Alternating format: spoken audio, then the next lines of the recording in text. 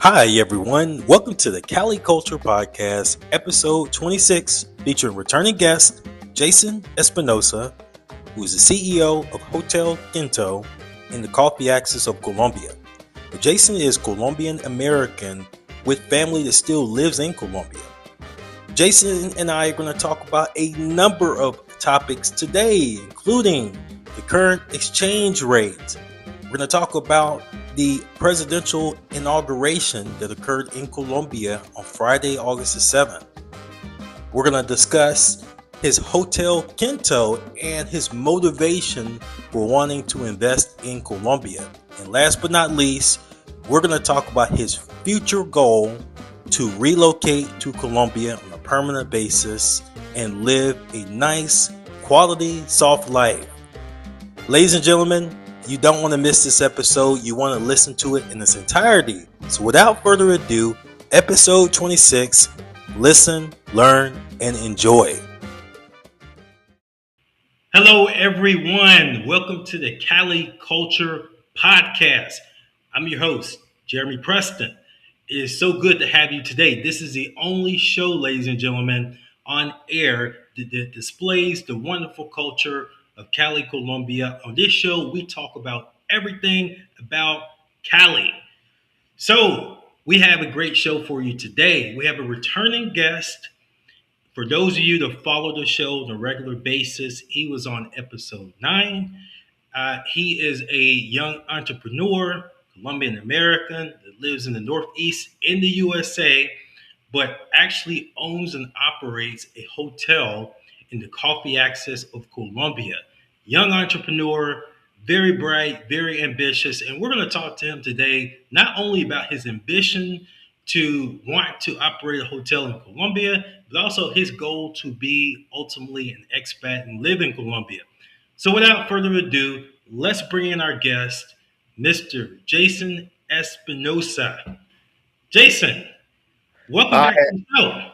hi everyone. Thank you so much for having me, Jeremy. It's awesome. I really love being on the show with you. You do such a great job, and I'm so excited to get started and talk about. We have so much to discuss. Indeed, we do. We do have a lot to discuss. Um, you were on the show in late March. It just doesn't seem like time is flying this year. It has Um, flown by. Absolutely. And for the viewers, maybe we have some first time viewers or the viewers that were not able to watch that first initial show that you were on. Why don't you introduce yourself to the viewers? Where you're from, where you currently live, and what you do for work. Of course. So, for everyone that's new to the podcast, my name is Jason. I'm an entrepreneur from New York City. I'm currently a full time accountant, and I am obsessed with Colombia. So, one of the things that I find the most funny is that me and Jeremy have this sort of connection with Colombia and just we have a lot in common, Jeremy, and I think that's so right that we have such a strong connection, me and you, just from the start, from our first podcast. We didn't want to stop talking. Yeah, absolutely. That is so true. Uh, and it's one thing that I mentioned in the intro, but one thing I like about yourself, Jason, is you're a young entrepreneur. There's not many people I know that are, in their 20s, early 30s that are thinking about long-term investments in a different country, in a country where they don't actually live. Uh, Investing abroad is definitely an interesting ambition, and obviously is some risk involved. But I would give you a lot of credit for being able to do that. We're going to talk a lot more about that later in the show. But for now, I just wanted to ask you, how are you doing? How is everything going in your life and in New York? How are you? I'll tell you, Jeremy, I've been really great. And like you said, the time has flown by. What was it? Mid-March was the last time that we were on air together. Hmm. And it seems like it was just yesterday. It Only does. difference was I was in my house in Colombia and not in New York City. So, yeah, things have changed location wise, but like you said, I've had such a good time being on your podcast that I wanted to come back and just, reconnect with you. And it is really good that you were able to fit this into your busy schedule. I know you work hard, you got a lot going on, Yeah. and it's great that you're able to come on the podcast. There's a lot of people that need to understand your process and everything you've done thus far. Again, being a young entrepreneur. Now, one of the things I want to talk about is something really big happened in Colombia yesterday, and that is the inauguration of a new president, Arbeloa de Esprella. And he was inaugurated yesterday. It was a big ceremony, actually, in Cali, Colombia. And it made history. There were people from all over the world. I think I read online that the King of Spain attended the inauguration. It was the first time in Cali's history that a king from Spain had been in Cali. So it was definitely historic. uh, my question to you is what do you think in terms of the future for Colombia now having a new president, now having a new cabinet? It's a brand new government. And what are your thoughts regarding this brand new government coming in, that's now in office, and the future of Colombia? So one of the things you touched upon was the peso currency. Right now, like Mhm. you said, the currency has gone through the roof. Right now, one US dollar is about 3,100 Colombian pesos, which to me is quite a shock. If you look at the charts, about 5 years ago, one US dollar was equal to about 5,000 Colombian pesos. Right. Think about that. That's about almost a 30-40% change in fluctuation in just 5-6 years.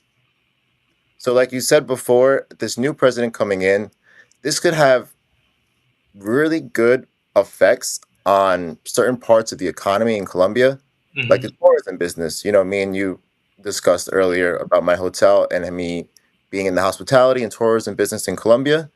This new president is looking to strengthen international relationships. Hmm. So having the King of Spain coming to Colombia, especially in Cali, is a huge deal. I agree, 100%. And also what's a huge deal is the inauguration in Cali. To my knowledge, I don't think that's ever been done in Colombia's history. And if it has been, I wasn't aware of it. But it's always historically been in Bogota, mainly in Bogota. All the inaugurations have happened in Bogota, which will be equivalent to in the United States. Inaugurations always happen in Washington D.C. So to be able to set the tone for Cali, which some people consider around the world, Cali is one of the more challenging areas from a security standpoint. To be able to have the inauguration in Cali, I think it was really obviously historic, and then it was setting the precedence for us, the new government wanting to, take a closer look at the southwest of Colombia. I agree with what you're saying too, as far as the peso. Um, let's talk about that for a minute. The exchange rate has not been necessarily favorable for the expat or the tourist. How has the exchange rate affected you? Obviously, you are a hotel owner. You operate a hotel in Mhm. Colombia. I'm sure you have a lot of expenses here or there. How is the exchange? Is the exchange rate affected you and your business? Yeah, so like you said, this currency fluctuation has not been in favor of the American. That's for sure.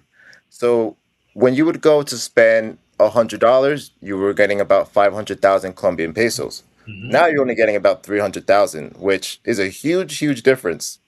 So me being a hotel owner, actually earning in Colombian pesos is beneficial. Hmm.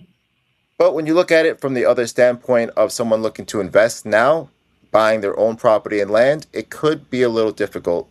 I think people that are looking to sort of hold and maintain, that's where they'll see the most value in the currency exchange. So the Right. US dollar right now is not doing so hot in comparison to the peso. So I think most people kind of are feeling that in their pockets, especially the expats and Americans going to live in Colombia. They are not seeing their dollar go stretch as far as it was in the previous few years. And I think a lot of people will agree that this is sort of a problem for people looking into tourism, not Hmm. necessarily those working in the tourism industry. Right. Yeah, I agree. I think it's short term. It does pinch a little bit. It does. hurt expat tourist, an expat that operates a business in Colombia. Let's just be honest, the dollar doesn't stretch.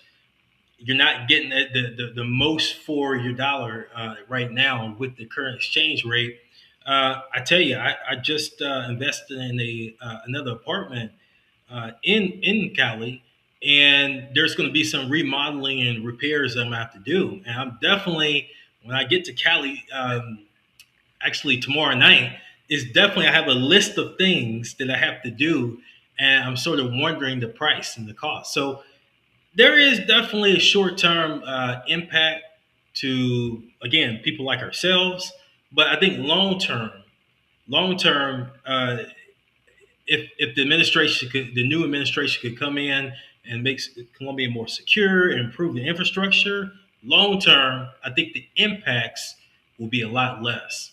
Any other thing to add about that in regards to the future Colombia and whether to do business in Colombia? So my whole thing with my social media, and I'm sure we're going to get into it a little bit later on, but my whole thing with my advertising of Colombian fincas and living this life is Hmm. not necessarily to calculate how much money you're going to make, but the Hmm. kind of life you can live on what you have. Not Mm. everyone wants to go to work 9 to 5 every day, and you know how you get bored of it. So my whole thing is showing people, listen, with this amount of money, you can actually live a life instead of trying to chase the carrot. For example, here in New York, where it's going to take you a whole lot more time at work to get one house than you would in Colombia. That's a good point, Jason. I want to touch on that real quick. Um, I will always, I say it right now, and I will always say America's, to me, the greatest country in the world.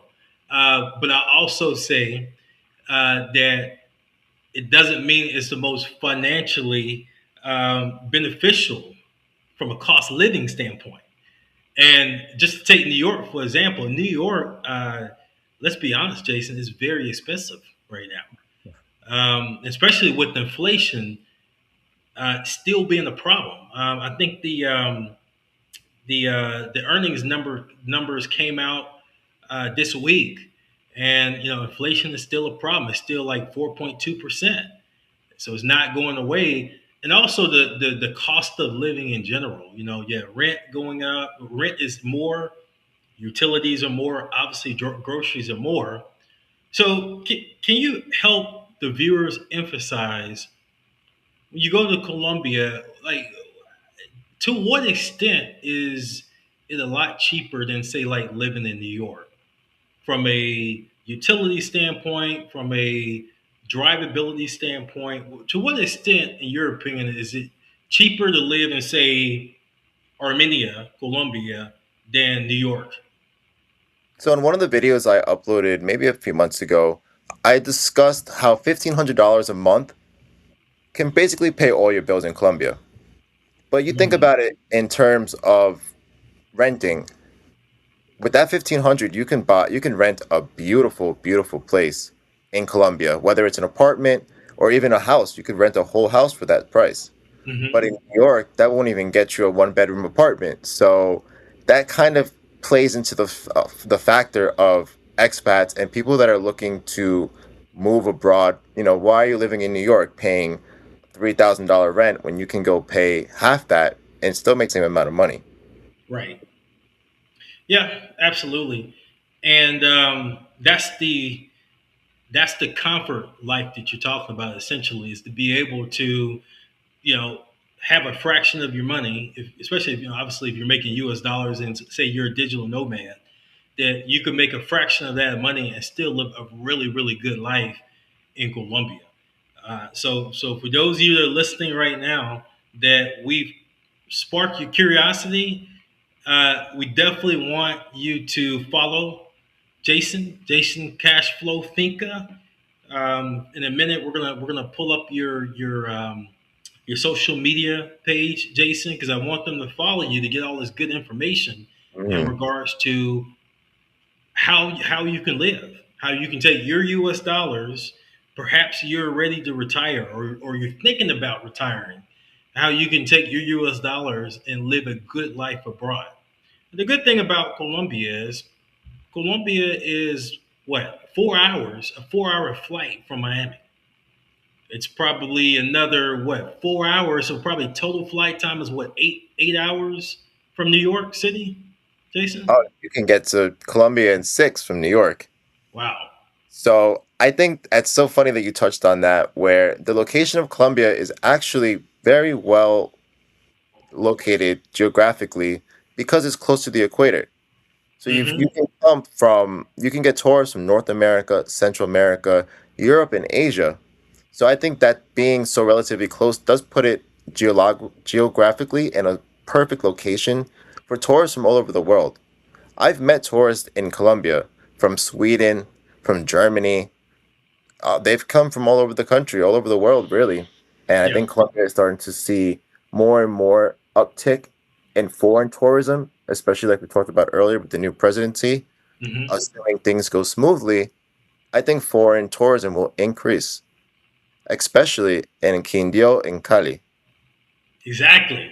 You see my face light up when we said that because I have been Jason, I have been saying for the longest that I believe Cali is going to be a tourist destination. Now, not it's not going to be Medellin, and honestly, I don't want it to be Medellin level of tourism. You and me Uh, both. exactly. But I think I've been saying it all along. 20-30% increase in tourism, I think will only benefit Cali. Cali has a lot to offer. Your area in let me see if I can say it right now. Quindío, Quindío. Quindío. That area, the whole coffee access area, has a lot to offer. If, ladies and gentlemen, if you love the being outdoors, if you like biodiversity, farmland, you'll love this area. Of course, if you love coffee, you're gonna love this area. And so there's a lot of people that have tourism focuses, Jason. For example, there's people that come to Cali just to dance, salsa dance. That's it. That's all they come to do.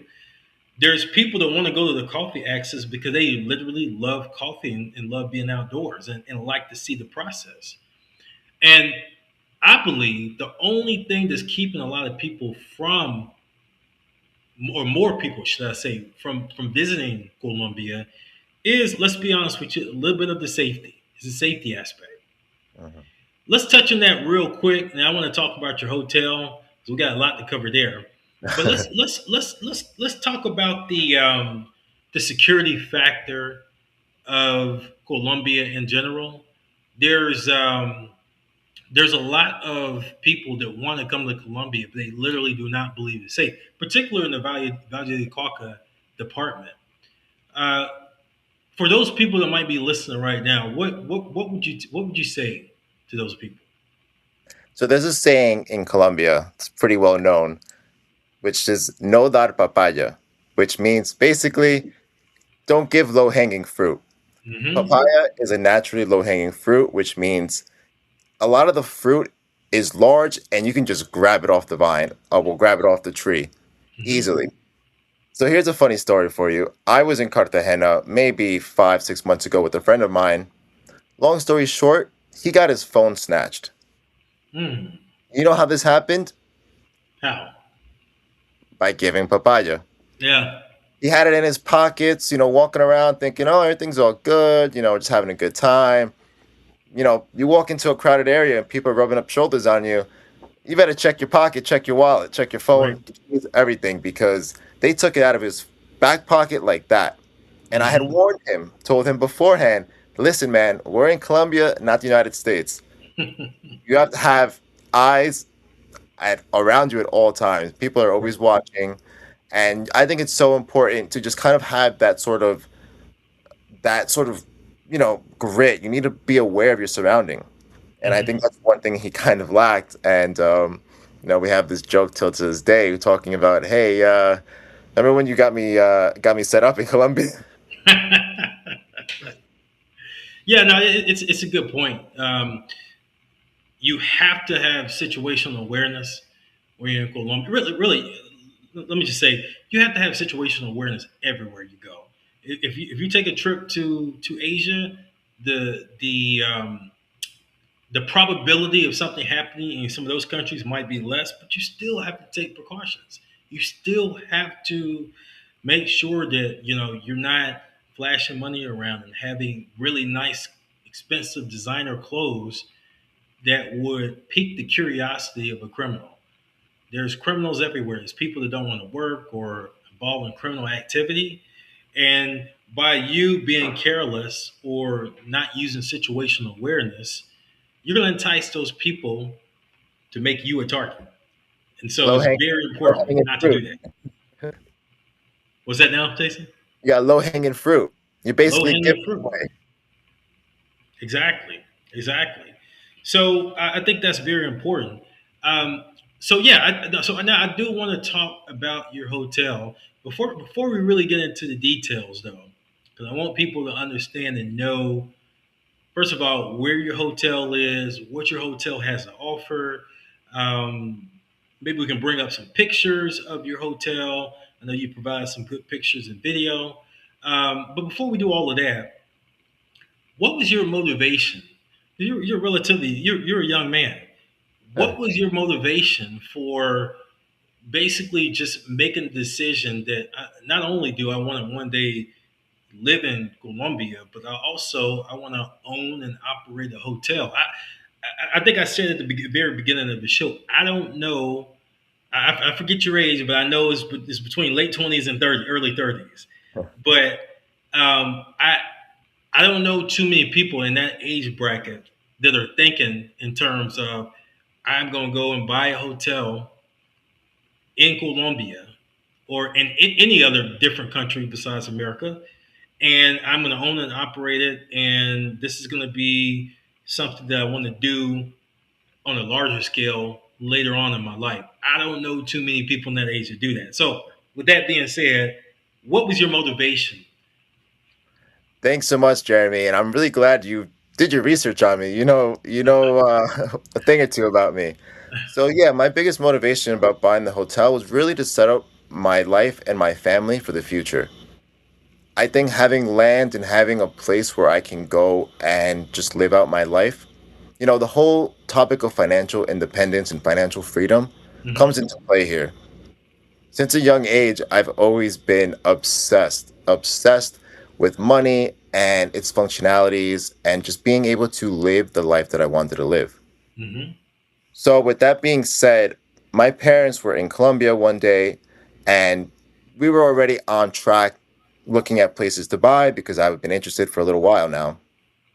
So, once I had gotten a phone call from my parents saying, "Hey Jay, we found a place you might like." The next day, booked a flight and I was gone. I was there. Wow. So it happened that fast. So I happened to just stumble upon this place just by pure luck. I wasn't planning on buying a hotel at all. I was just planning on buying a land where I can have, my parents stay or, grandparents and my future self just to, have a good, good solid background, somewhere to go where I need just to relax. Hmm. And it ultimately ended up being one of my biggest businesses, one of my biggest ventures to date. Wow. So I don't want to belabor this too much because I want to look at some photos of your hotel. We're going to bring up some photos here on the podcast so the viewers can see, and you're going to walk us through some of these photos of your hotel and the nice, beautiful grounds. That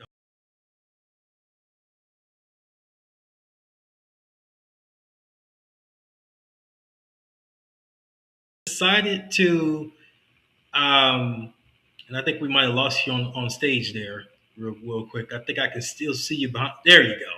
Oh. Okay. So how you said and your parents told you about it, and then you booked a flight, headed to Colombia. Did you look at any other hotels, or was it just that one and you saw it and you was like, "Hey, this is it. I'm buying that." So I did have a price range. My price range was anywhere between 100,000 and more or less 200. You Mm-hmm. can imagine this is a sizable amount of money, so I wasn't looking at just anything. I Mm-hmm. had a there's there's a photo of me in the river. So I had this amount of money that I was looking to spend, and we'll touch on the photo in just 1 second. But the money Mhm. that I was looking to spend, this place happened to fall right within the budget that I was looking at. And I was looking at apartments. I was looking at what's going to bring me the most value, the most bang for my buck. Mhm. I looked at some really nice, beautiful apartments in Pereira, Mhm. around the Risaralda, those Quebradas area. Mhm. I loved them, but ultimately, I realized an apartment isn't going to really hold the value or really be the place that I want to bring my family to, to Mhm. have large gatherings. And I think me buying up this hotel with the land and all this kind Mhm. of gives me and my family the freedom to kind of just live the life that we want to live, live like Mhm. a farmer, live financially free without worrying about I have to go to work and I have to be ready at 6 a.m. meetings and just the like. I think it's been such a delight. Right. Yeah, I mean that's amazing. We're going to talk a little bit more about that decision and that the price range that you had because I think that's absolutely amazing. You couldn't even think about getting a hotel of any caliber, it doesn't matter what condition it's in America for that price. So we're going to talk a little bit more about that. And why don't you walk us through some of these photos that we're going to share that actually we're sharing now? Yeah, so that photo actually, that's my dad, a friend of mine, and two of my employees. So we were down by the river, which is actually on the property line. So my hotel is located in Montenegro, Quindio, which actually means Black Mountain in Spanish, Montenegro. So the area of the hotel is actually on top of the mountain. And as you go down the property line, it's about 4 to 5 acres. On the bottom of the property line is the river Rio Robles. That's what you see right here. There's actually a waterfall right behind this picture, right before where we're sitting right there. And it's funny because you can actually swim in the river, play in the waterfall, and it's all included in the price of the hotel stay or even the day pass. Wow, amazing! Wow. So this is one of the Um, bedrooms we have. It's a beautiful view of the backyard area. So that's actually overlooking where the mountain is. So if you mm. open those windows, you can see the river and actually hear it from where you are. Wow. So just stay on that photo real quick. So you're getting a mountain view. Like literally, you wake up Yeah, it's a mountain view. and you look at the mountain. It's like, wow, this is life. This is paradise. That's one of my favorite views because you actually have the coffee plants underneath. You can see the plantain trees. You can see the avocado trees. You basically have, a view of the whole garden right in front of your eyes when you wake up. So there's no better way to wake up than sunshine and gardens. Wow, very nice. So this is one of our multiplexes or multifamily rooms. Hmm. This accommodates up to 5 people. It's actually really, really useful for families traveling with young children because you can all stay in one room and it Hmm. really doesn't cost too much, so it doesn't break the bank, and it really gives you quality time with your family. Nice. So and let's just go back to that one real quick, if we may. So this room is up to you said six, five or Up six to people, five, up to five up to people. You can five. have two in the larger ones and then one in the single. Very So nice. this is a suite with a television, a private bathroom, closet space, and this also has a view of the front lawn, the front yard. So you can see the outside, the road. The road is recently paved. Within the past 3 to 4 years, they recently redid the entire road. And I Hmm. think that's been able to kind of transition people coming from Cali, Medellin, Hmm. or other parts of the region. Because Quindío is definitely a developing region. It's seen a lot of tourism in the past 10, 15, 20 years. And I only see it getting better. I only see it getting stronger. Absolutely. Wow. Nice. So this is a room pareja or a room of a couple. We actually took this photo when someone had asked us to make a Valentine's Day tribute for their wife.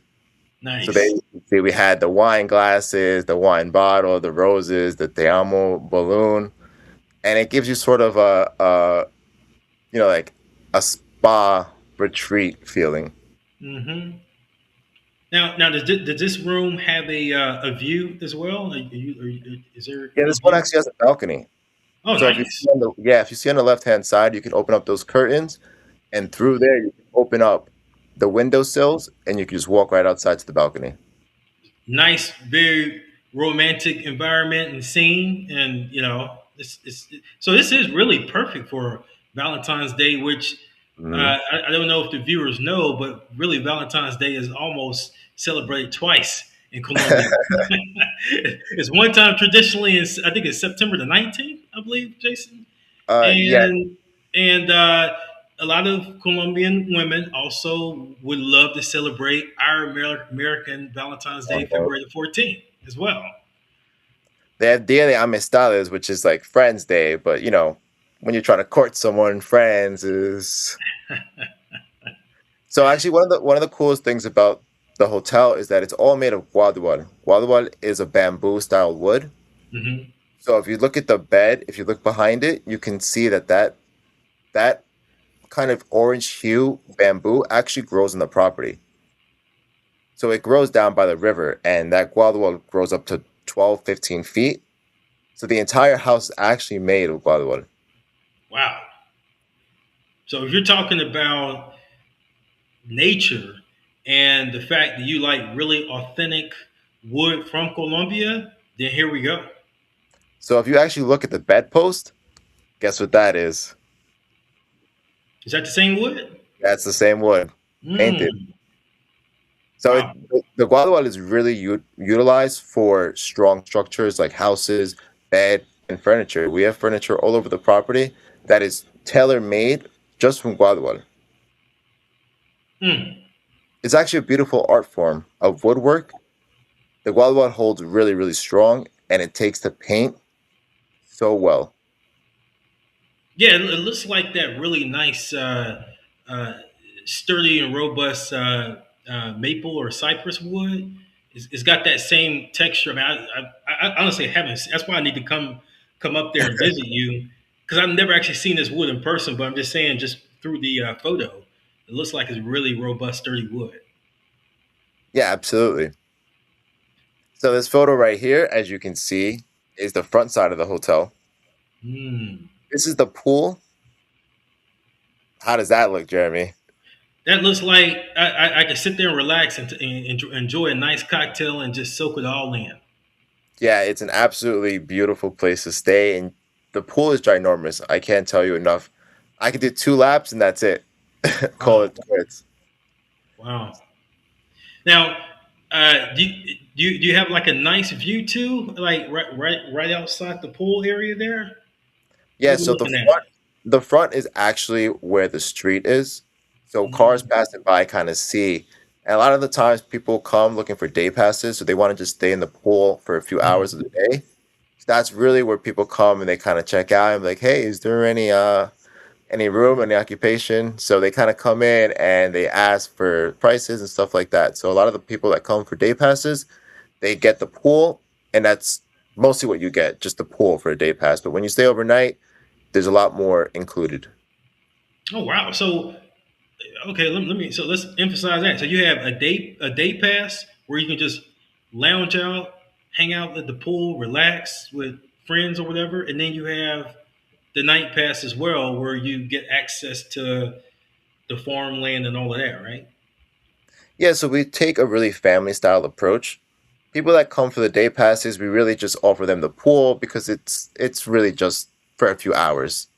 From Mm, 9 to 5 p.m., we offer you the pool, changing rooms. We might offer you some water, some coffee, of course, as complimentary. But then hmm. you also have the bathrooms, there's a gym area. You can explore the property. But when you Mm, stay overnight, it's a totally different experience. You can mm. go down to the river. You can hang out by the waterfall. And like this picture right here, we actually have cows because it's actually an eco hotel. So an eco hotel is a farm hotel. So behind the hotel, we run a full-fledged farm. So right here we have one of the moms of the cows and the two babies. Wow. We produce about 30 to 40 gallons of milk Wow. per day. Yeah. So Man. here's some of the bananas. I know we talked about me having a lot of plantains and banana trees. So we have about 1,000 plantain trees planted. And what really makes it special is that the plantains give every 9 months. So you can imagine financially, that's looking to be a, a self-sustaining investment. Hmm. Uh, and this is just for my own learning sake. I would think because of the climate there, it's relatively easy to produce plantains. Is there has there ever been any since you've owned the hotel? Has there ever been any problem with okay, it's too much rain, it's not warm enough? I guess you would never have that issue. But has there ever been any issue with your production of the plantains?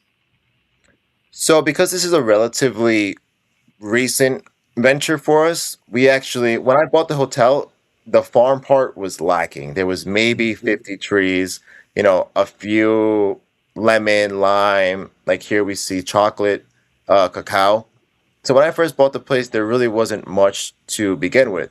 Mm-hmm. So after a year, well, we have the place a little over 2 years now. After about the first year, we realized things weren't working too well. The hotel part was kind of just, it was stale. So within the past year, we actually got this sort of new wind, if you will, which is to make the farm part stronger. Mm-hmm. A farm traditionally is supposed to provide for itself, Mm-hmm. with the milk, with the chicken, with the every fruit that you can imagine. So that's when we kind of invested into the farm part. And now to what you were talking about, potential droughts. Of course, like everywhere, there are droughts. Mm-hmm. One of my biggest fears is that that river would dry up. So we actually have been taking the initiative to buy canisters, large canisters, about 300 liters or more, that contain water. They hold rainwater for, get this one, a rainy day. So one of the things that's important is just conserving the water.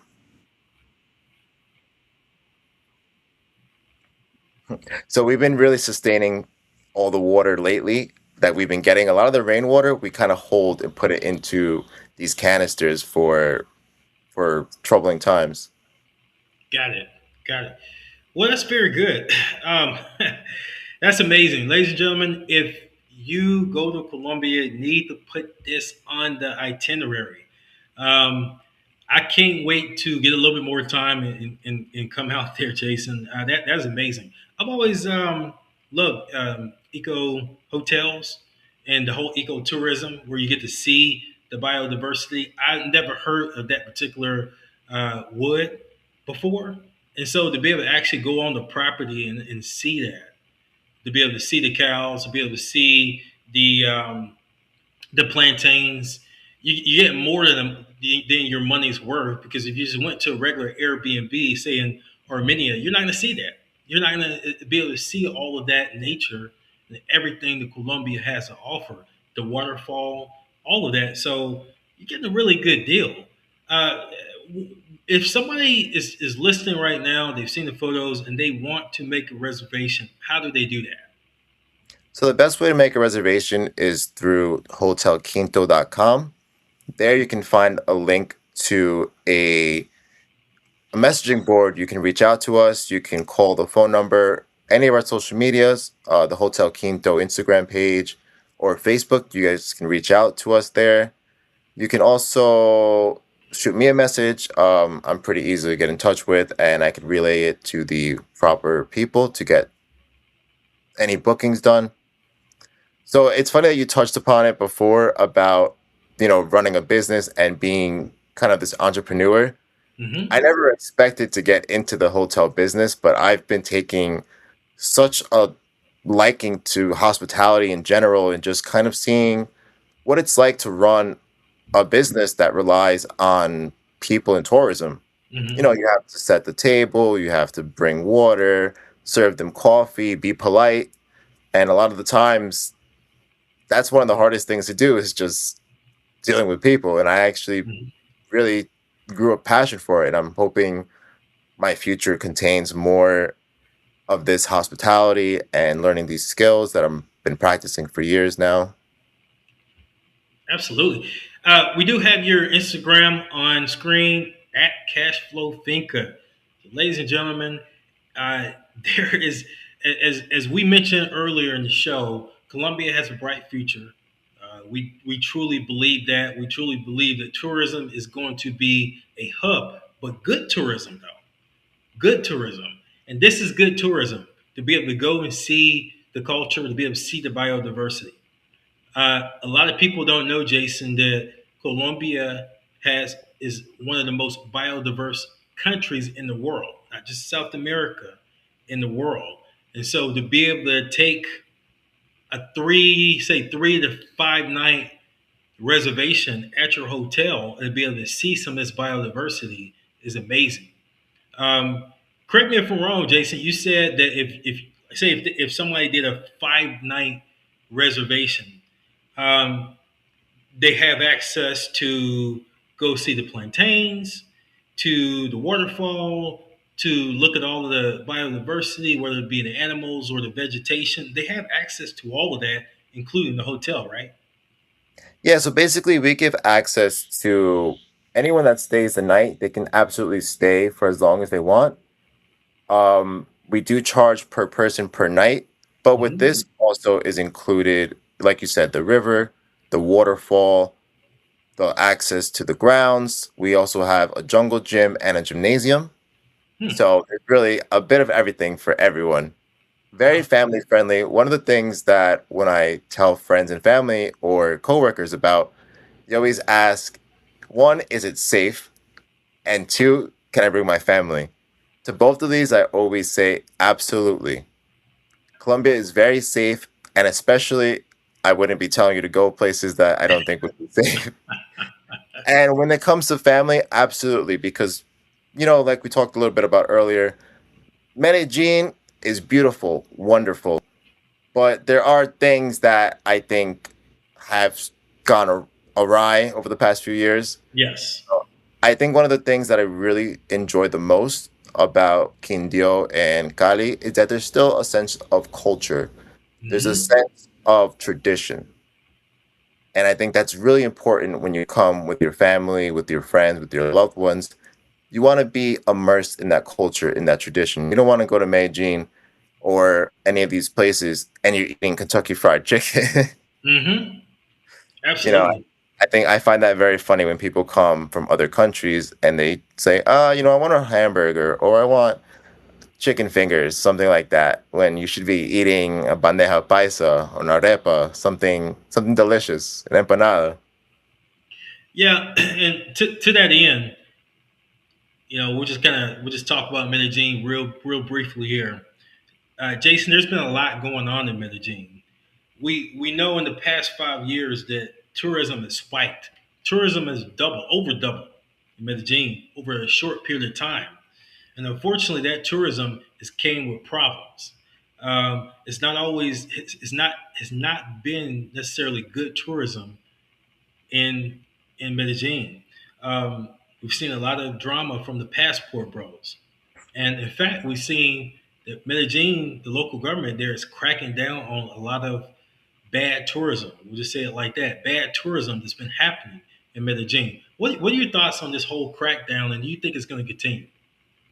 Yeah, I saw recently actually that they had blocked someone from getting into the airport in Colombia. Mhm. Yeah, and I found that, it's a tough situation because tourism is tourism. I understand that they're coming for different reasons, but when it comes down to the financial aspect, I think people like that are bringing money into the country. I think when people come looking for, the parties and the girls and all that kind of stuff, it could be a little funny. For me, I think it's mostly to each their own. But the guys that come to Medellin, they're looking for a good time. Let's be honest. You go to certain places and you're looking for a good time. Not necessarily you don't find that in other parts of the country, but it's a lot more laid back. Yeah, yeah. I think what happened is you have a lot of guys. First of all, I mean, there's it's been bad tourism, but it's gone from bad to worse. And I think unfortunately a lot of guys not only start going there for just the women and drugs and whatever, but also they're trying to um, monetize these things. And then I think the local government in Medellin is like, wait a minute, you don't own a business license. You can't just throw say you're going to throw a bikini party and you don't have a business license in Colombia. That's not going to fly. And be honest with you, if we're honest, if we're being transparent, it won't fly in the United States as well. Mhm. You couldn't have someone that is just visiting, probably doesn't even have a visa, whether it's digital nomad or investor's visa, just throwing $1,500 bikini parties. It's probably not going to happen. So I think overall Colombia is trying to get back to, okay, come to Colombia for the culture. Yeah, we know you might be infatuated with the women. I mean, let's be honest, women are beautiful in Colombia. However, I think Colombia wants to focus on the things like at your hotel. The things like, if you will, mention that wood again, because I'm sure, including myself, a lot of people had not heard of that type of wood. The guadual, it's a bamboo.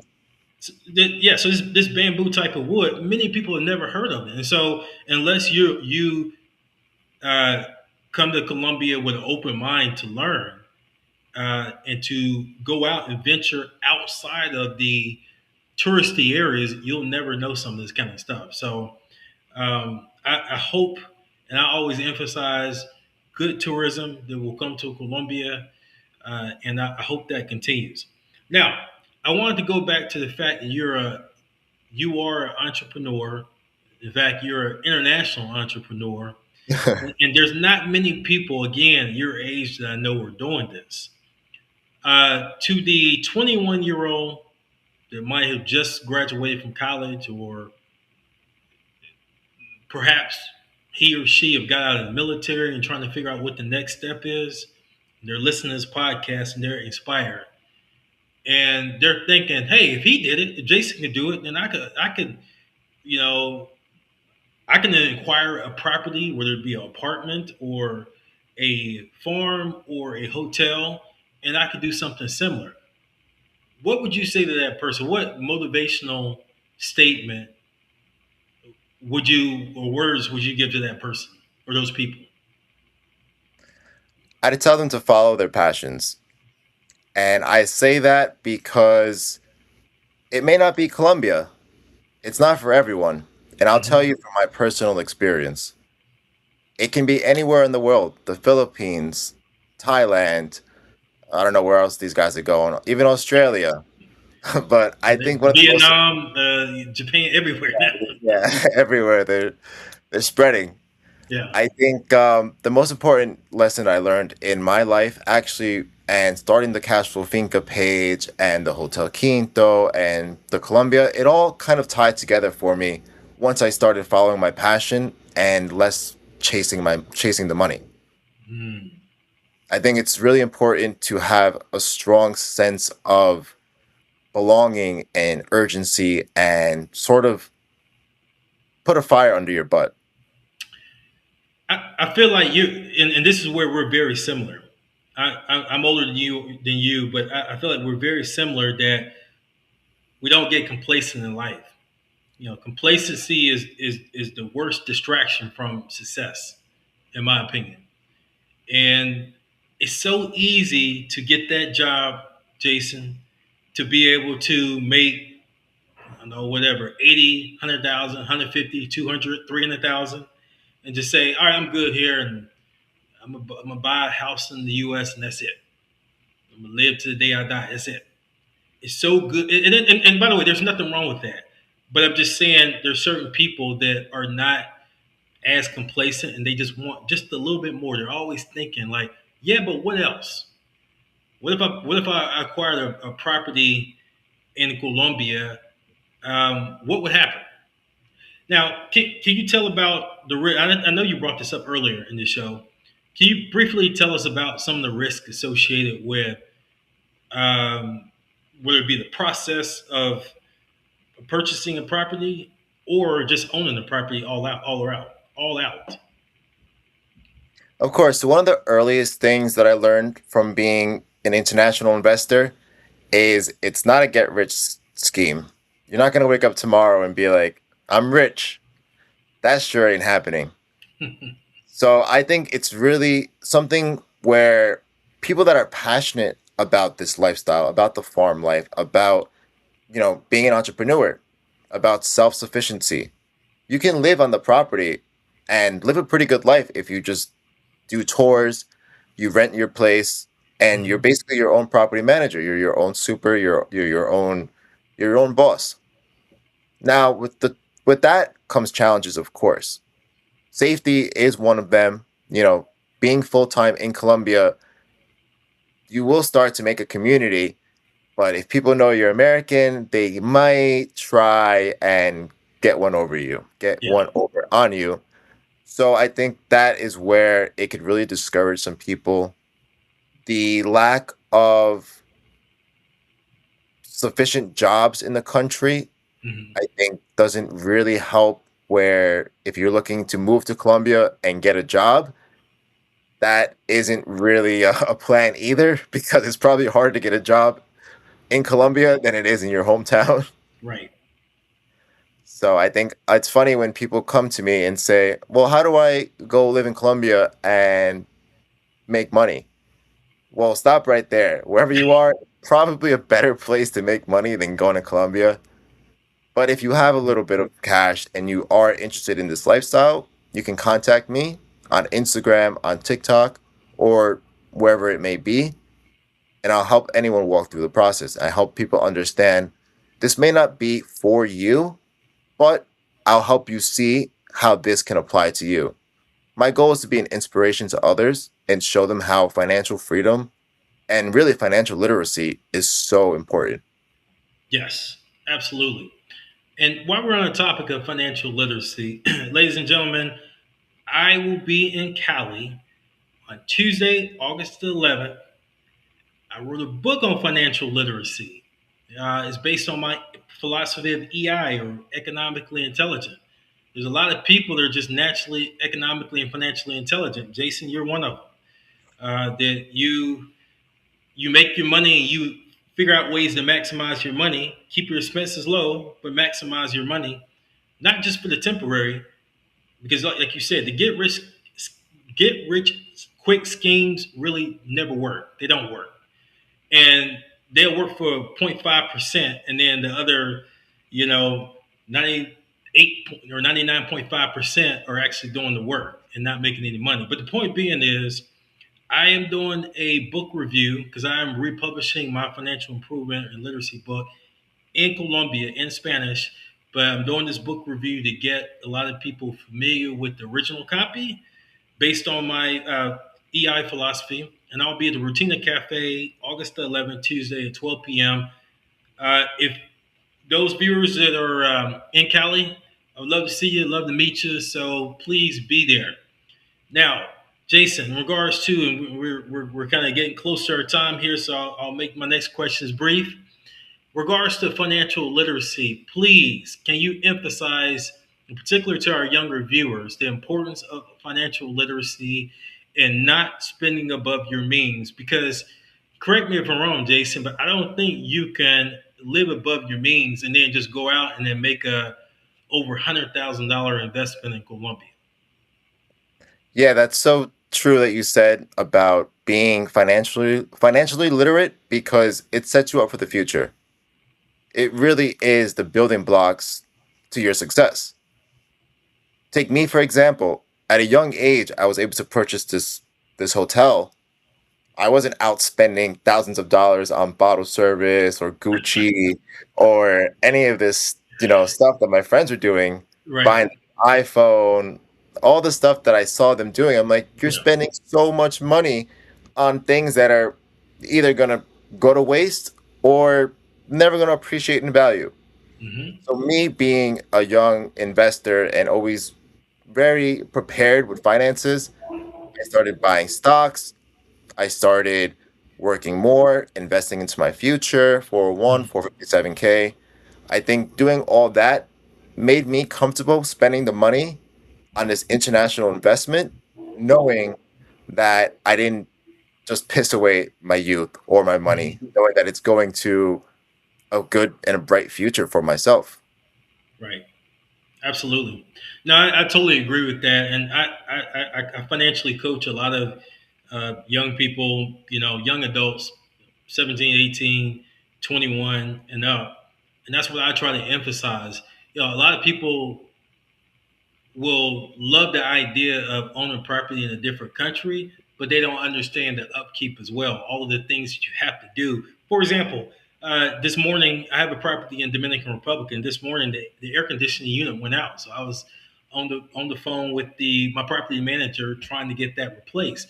Those are the things that require a little bit of time and effort, but the end product, if you do it right and you put the time in, the end product will most likely 9 times out of 10 give you a nice return on your investment.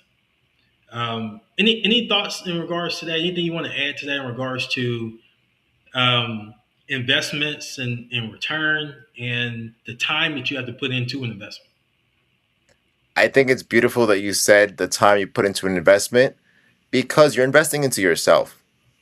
I really realized that by being a hotel owner, especially international, these are all skills that I'm learning: people management, leadership, networking, sales. Basically, all the skills are coming into play, are coming into one whole that is bettering me.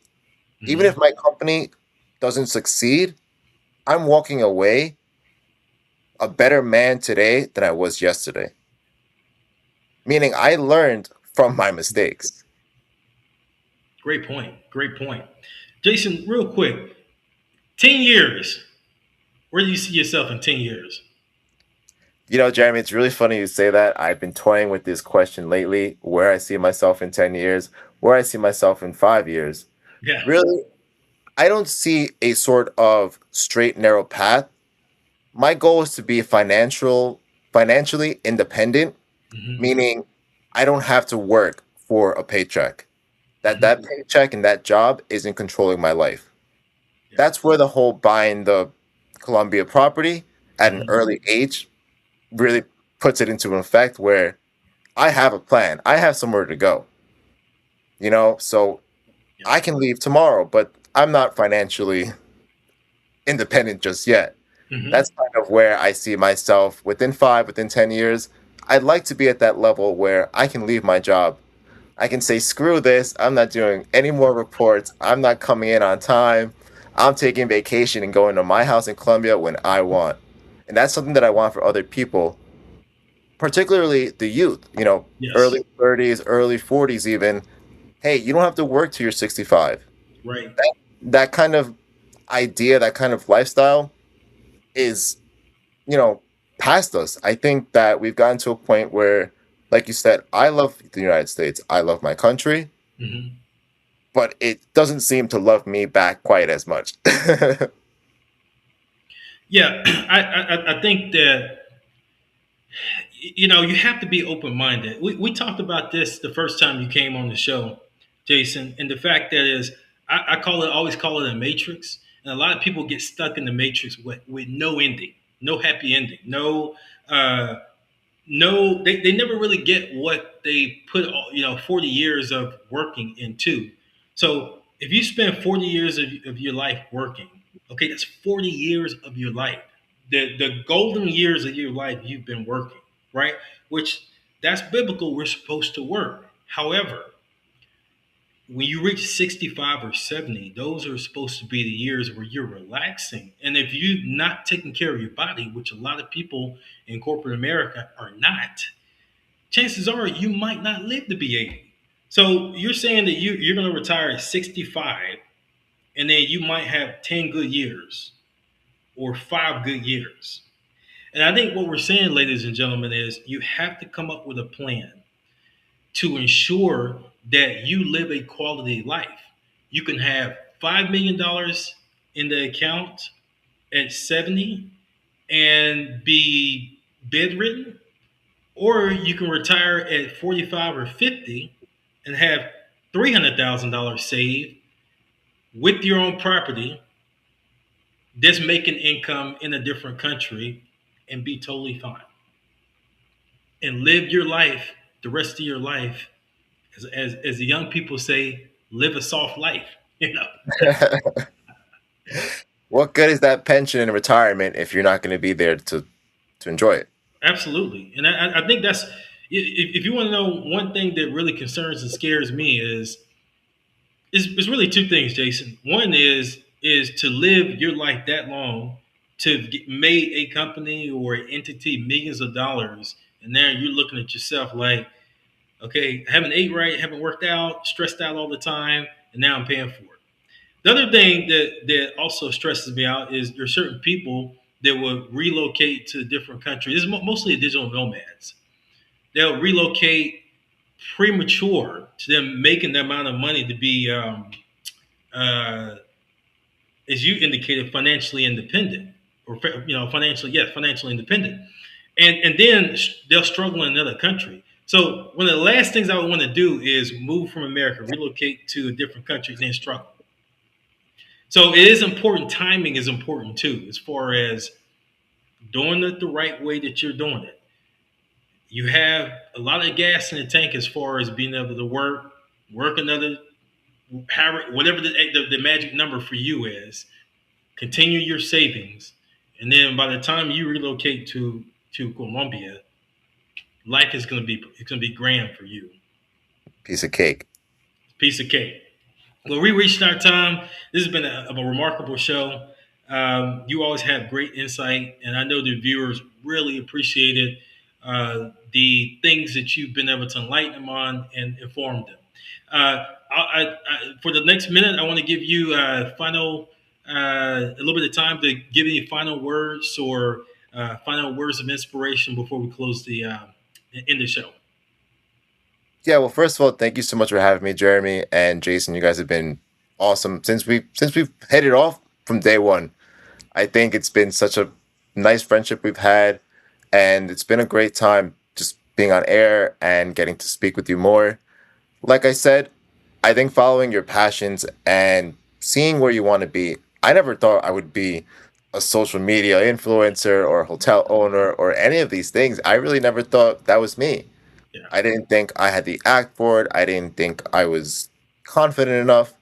But little by little, I just kept working at it, kept chipping at it. And today I boast over 1,000 followers on TikTok. I have a good amount of followers on Instagram, and it's growing. I have a really nice community. I've met some really awesome people like you. I have some other friends that I've met online, and it just has been a journey for me. It really has brought a fresh breath of air into my life, and I'm so grateful to have been able to find something that interests me, something that brings me joy, and also hopefully will set me up financially. absolutely. And I know it will. And like I said, you're the type you're going to put in the work and the time, and all it takes is hard work and dedication. So I think you have a bright future, my man. Well, everyone, it's been a great show. We have to wrap up now, but continue to follow this podcast. We have so many good guests that are lined up and are going to be on the show within the next several weeks. So definitely lock in, stay tuned in with us. Also, if you want to do any type of donation, whether it be small or large, it always helps. Helps to keep the light on. There's always expenses associated with podcasts, and we want to continue to give you the best possible content, the best possible podcast that we can possibly produce. So any small amount would help. The donation you can see on screen. There's a number of ways to donate: Cash App, Zelle. There's a number of ways that you can definitely donate. So much appreciated in advance. Again, stay locked in, stay tuned in. We have much more coming up on the show. Follow me on Instagram at Cali Colombian Culture. At Cali Colombian Culture, and obviously I have a YouTube page as well, and the website traveltocali.com. And I'll be in Cali at Petronio Alvarez. So those of you in Cali at the Petronio Alvarez, make sure you come and say hello to me because I'll definitely be there. With that being said, let's end the show. As I always say, live the culture, love the culture, embrace the culture. Cali is Cali. See you the next time. Hasta luego. Thank you for watching the Cali Culture Podcast with Jeremy Preston. Please remember to like, comment, and subscribe, and I will see you next week for our next episode.